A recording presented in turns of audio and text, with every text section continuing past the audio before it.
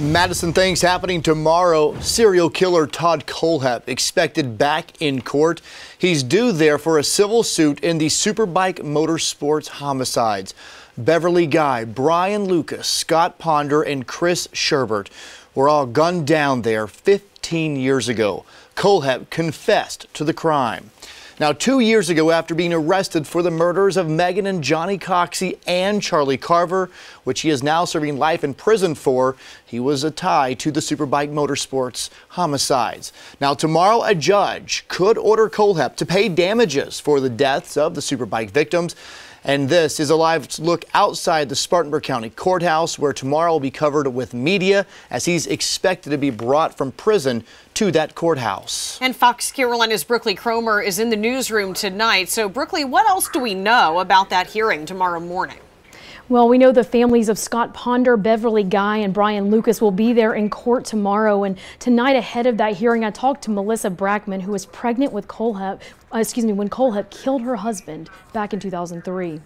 Even though Melissa Brackman is 4,000 miles away in Arizona, Spartanburg County is always close to her heart. The main provider in my life was taken. The father of my child was taken. The grandmother of my child was taken. There's really no dollar amount that could be awarded to us that would make any sense anyway. Melissa and her son Scotty will spend another Christmas without Scott Ponder, her former husband and Scotty's dad.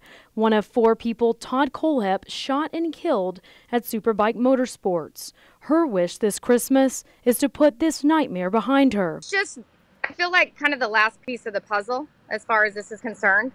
This is all that's left. And so,